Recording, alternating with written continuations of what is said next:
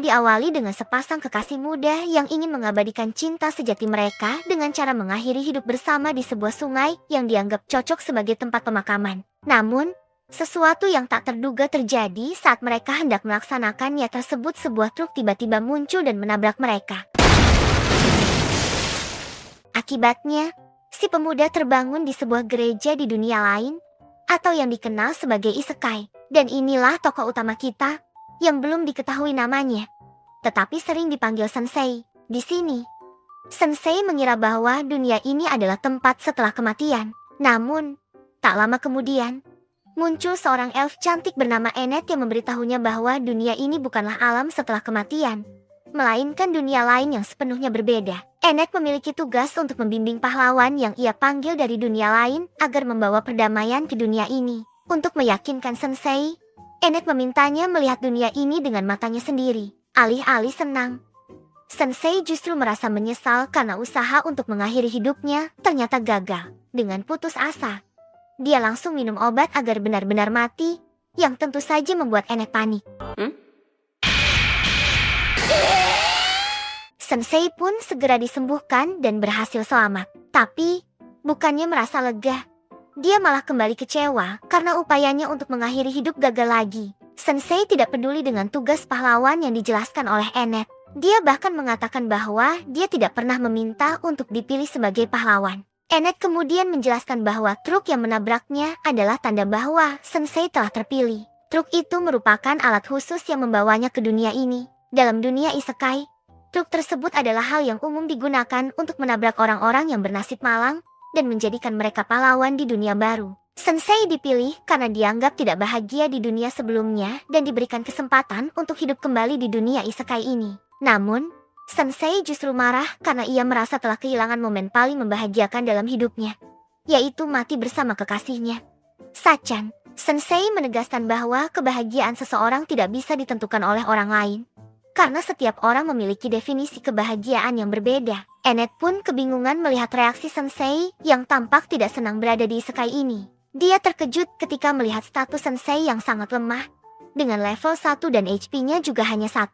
Ennet pun mencoba memeriksa apakah ada kemampuan khusus lain yang mungkin dimiliki Sensei dan bisa membantunya bertahan di dunia ini. Namun, ternyata Sensei hanya memiliki kemampuan racun, dan inventarisnya pun hanya berisi alat-alat tulis. Tidak ada harapan menjadi pahlawan. HP 1?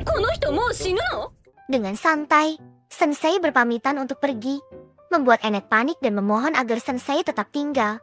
Karena dengan kekuatan yang lemah, Sensei pasti akan langsung mati di mangsa monster. Tapi bukannya takut, Sensei justru senang. Karena satu-satunya tujuan hidupnya adalah mencari tempat untuk mati. Entah mengapa, tiba-tiba jantung Ennet berdebar-debar saat melihat Sensei yang ia temui. Ternyata, Ennet sudah lama menjadi pemandu bagi pahlawan yang dipanggil, dan ia sangat menikmati tugas tersebut. Namun, semua pahlawan yang pernah ia pandu memiliki kepribadian yang sedikit gila. Ada yang sombong, bahkan ada yang arogan. Ini adalah pertama kalinya Ennet bertemu dengan seorang pahlawan yang tidak memiliki sikap seperti Sensei. Setelah keluar dari gereja, Sensei kebingungan karena tidak bisa membaca tulisan di dunia ini. Dan dia merasa kesal ketika suara di dalam pikirannya tiba-tiba memberitahu nama wilayah tersebut. Tiba-tiba, terdengar suara seorang ciwai yang berteriak karena ada pohon hidup yang mencoba menggigit opainya. Ciwai kucing itu terengah-engah, meminta bantuan kepada Sensei. Namun, Sensei malah menawarkannya untuk menjadi modelnya. Setelah beberapa saat, Sensei mulai menyadari situasinya. Tetapi dia tidak tahu apa yang bisa dilakukan. Melompat tidak bisa, sihir tidak bisa digunakan, dan dia juga tidak punya pedang. Bagaimana cara menyelamatkannya? Akhirnya, Sensei malah digantung oleh pohon tersebut. Tapi, bukannya panik, Sensei justru pasrah, karena inilah yang dia inginkan. Ciwai kucing itu panik karena tubuhnya mulai melemah. Karena pohon tersebut memiliki kemampuan untuk menyerap energi dari korbannya. Dia semakin bingung melihat Sensei yang tampak menikmati proses kematiannya, dan tampaknya siap untuk mati. Namun, tiba-tiba, pohon itu hancur karena menyerap racun yang ada di tubuh Sensei.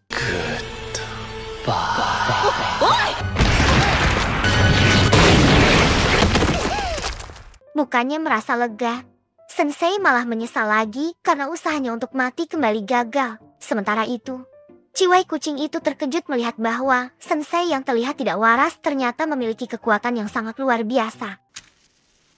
いつものことだ。 Sensei menghitung bahwa ia telah gagal mati sebanyak 5 kali. Ciwai kucing tidak terlalu memedulikan Sensei yang murung. Mungkin karena ia bersyukur telah diselamatkan. Sebagai ungkapan terima kasih, Ciwai kucing itu mengajak Sensei ke rumahnya. Di sini, Sensei memperkenalkan diri. Tapi bukan dengan nama aslinya, hanya dengan panggilan Sensei. Saat menyentuh tangan gadis kucing itu, Sensei teringat pada Sachan. Akibatnya, Ciwai kucing itu tidak sempat memperkenalkan diri karena Sensei malah memanggilnya dengan nama Sachan. Mengingat kembali Sachan, Sensei akhirnya menemukan alasan baru untuk tetap hidup di dunia ini, mencari Sachan, yang ia yakini juga telah dipanggil ke dunia isekai ini. 私の名前は さっちゃん。 Sementara itu, di tempat lain, Enet sedang berdoa kepada dewa, memohon keselamatan untuk Sensei dan berharap bisa bertemu lagi dengannya. Tiba-tiba, Sensei muncul, dan Enet hampir saja ingin memeluknya. Namun, niat itu segera hilang ketika dia melihat Sensei datang bersama Ciwai kucing, yang membuat Enet merasa cemburu. Sensei kemudian bertanya kepada Enet tentang keberadaan Sachan, yang membuat Enet semakin cemburu. Karena Enet tidak tahu di mana Sachan berada, Sensei memutuskan untuk memulai petualangan mencarinya. Enet pun memukul Ciwai kucing itu karena berani menyentuh Sensei. Ciwai kucing itu mulai menyadari bahwa Enet sedang jatuh cinta pada Sensei. Enet segera membantah dengan tegas, mengatakan bahwa dia hanyalah seorang pemuka agama yang bertugas membimbing pahlawan. Di sini, Ciwai kucing baru menyadari bahwa Sensei bisa sekuat itu karena dia adalah seorang pahlawan. Ciwai kucing tersebut mengungkapkan bahwa Sensei adalah penyelamat hidupnya, yang membuat Enet sangat cemburu. Sementara itu, Sensei justru senang karena menemukan sebuah peti dan memutuskan untuk tidur di dalamnya hingga tiba di kota. Namun, yang membuat Ciwai kucing kesal adalah ketika Sensei memanggilnya Tama. Padahal itu bukan namanya. Enet sangat senang karena Sensei memanggil namanya dengan benar. Kemudian, mereka menarik peti menuju kota Rock. Setelah beberapa saat menarik peti, Ciwai kucing akhirnya kesal dan menyuruh Sensei untuk berjalan sendiri. Namun, tidak ada respons dari Sensei. Enet menjelaskan bahwa Sensei tidak benar-benar mati. Dia hanya tidur nyenyak di dalam peti.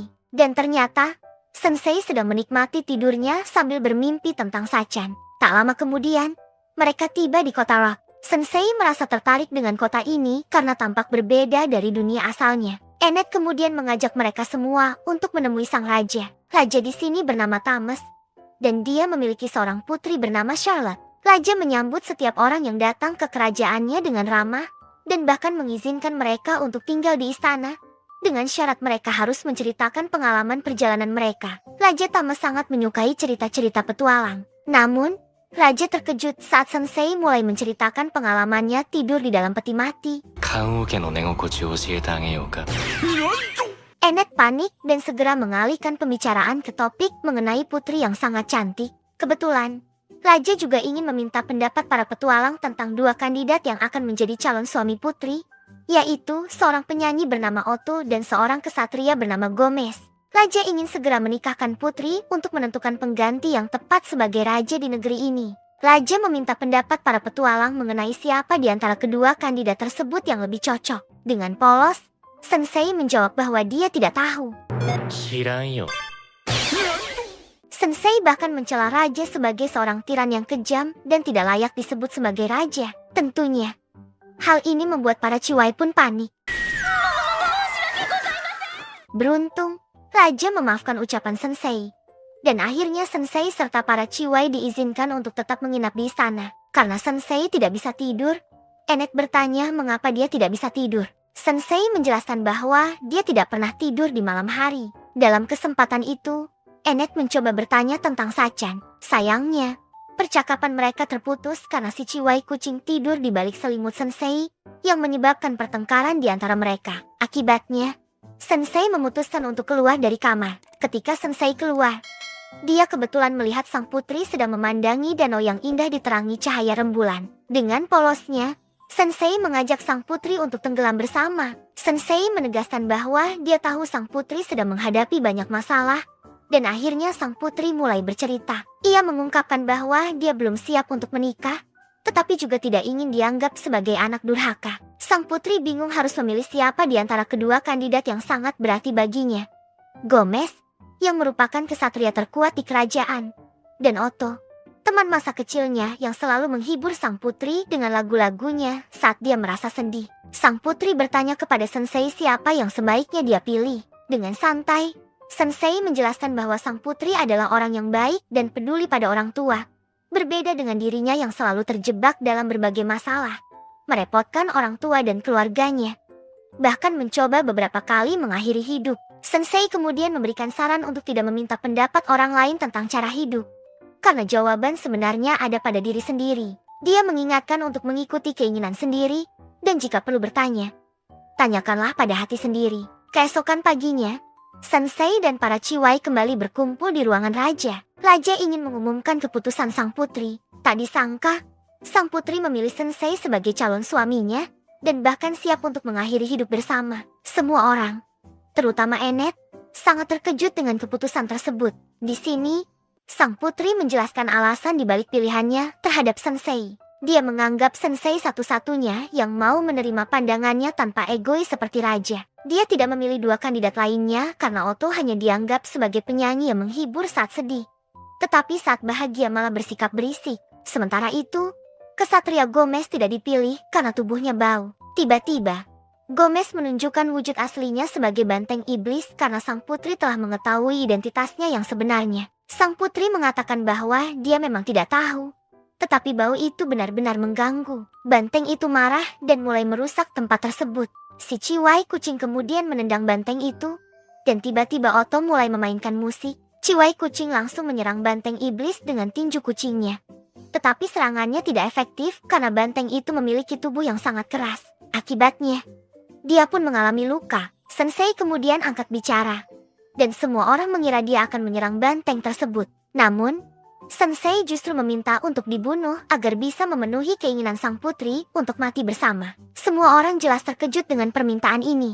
Banteng iblis sangat senang dan siap untuk membunuh Sensei, bahkan berjanji akan membakar kota beserta penduduknya. Namun, ketika banteng itu siap menyerang, sang putri berubah pikiran dan ingin tetap hidup untuk melindungi rakyatnya. Akhirnya, Sensei mendorong sang putri dan mengatakan bahwa dia tidak layak bersanding dengannya. Ketika Sensei hampir terkena serangan, Ennet akhirnya tersadar dan segera menciptakan perisai yang sangat kuat, sehingga tanduk banteng iblis hancur. Pada saat bersamaan, si ciwai kucing melancarkan pukulan terkuatnya.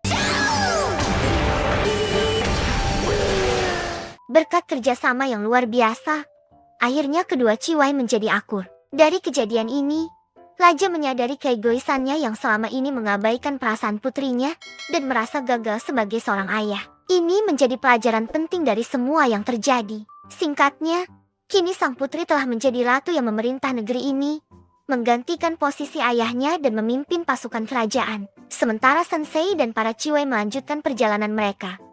Mereka sempat khawatir apakah seorang perempuan yang baru berusia 16 tahun layak menjadi seorang ratu. Sensei menjelaskan bahwa itulah keputusan yang diambil, jadi tidak perlu khawatir. いいから先生も自らの足で立って歩きなさいよ。